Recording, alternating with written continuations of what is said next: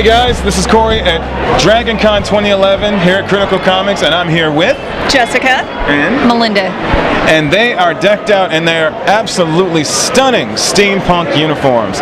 Ladies, I have to tell you, you have really outdid yourselves as far as just intricacies and staying true to the whole fandom. I got to tell you, how long do these costumes take you to do? Well, the wings we worked on off and on for about 3 months. With full-time jobs, it's kind of hard to, work on it all the time. So it took about 3 months, and the rest of it, some of it is ordered, some of it is store-bought, and some of it is borrowed. So we just kind of pieced it together. But she's primarily the designer of the wings, and has actually crafted all these wings, both sets.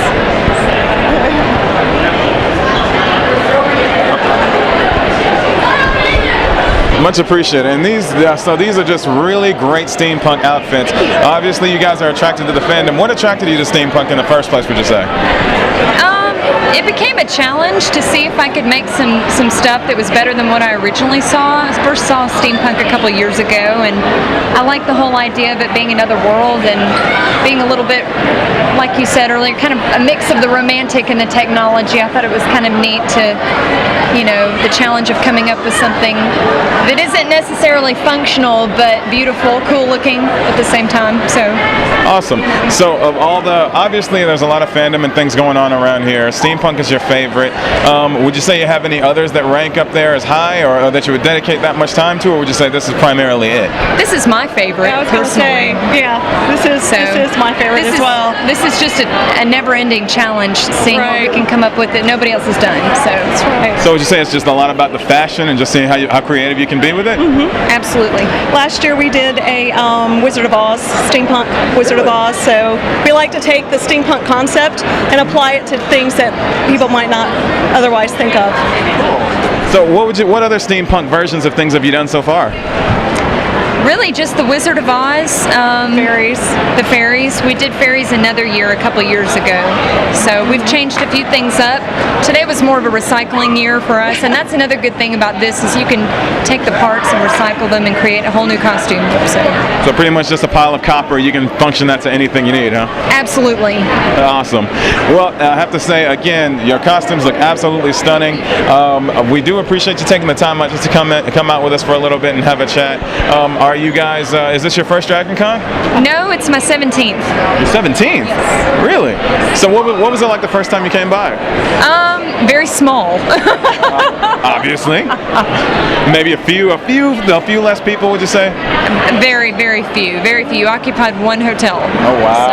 Wow. That was a while ago. So as far as things have gotten so huge and so ginormous, would you say that it's gotten better? Are there some aspects that you like or don't like because of all the people?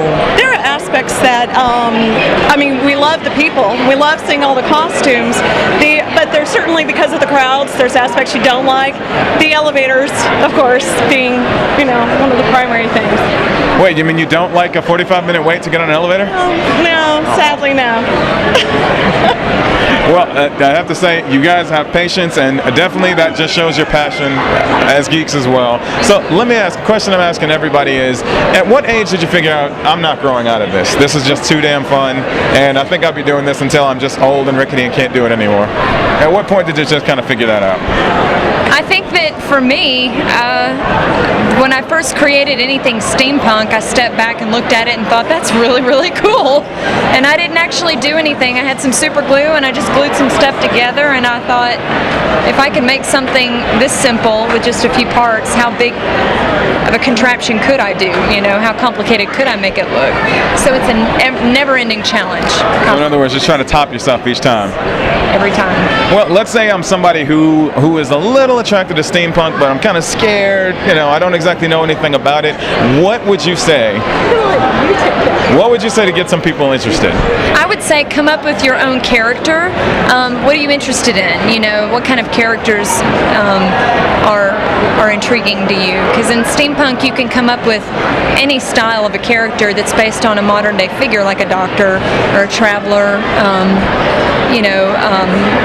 A scientist or anything like that, and just steampunk it. You can just take whatever you would see that person normally wearing or doing and just just come up with an otherworldly kind of an idea for that figure, and then just go to the hardware store and come up with some interesting things. So not a clothing store, a hardware store is your first stop on a steampunk outfit. yes, my husband knows to never get me jewelry. I just want a box of junk. So Home Depot is going to be where you go, not Victoria's Secret. Absolutely. You know what? I think I would love to see that at Victoria's Secret steampunk line. I was gonna say, you could steampunk. At the latest fashion show, they had some wings that were steampunk. They were pretty awesome. You're kidding me. Not kidding. Oh wow. So it's pretty awesome. Well, is there any chance we might see you in a copper and small bikini here? I don't know. Absolutely not. Sorry. No copper and conch bikini? No. Private showing, I'm sure. Well, again, I appreciate y'all just speaking a few words with us. Any parting words for any members of people who haven't been to DragonCon or any steampunk fans out there? Come to DragonCon. Just come to DragonCon. Come to DragonCon, even if it's just for a day. Yes. It's a great 4-day escape from reality. Well, y'all heard it here first. Anyway, this has been Jessica. and Melinda. And this is Corey, the ugly guy you probably don't want to look at. For Critical Comics at DragonCon 2011. We'll catch y'all later.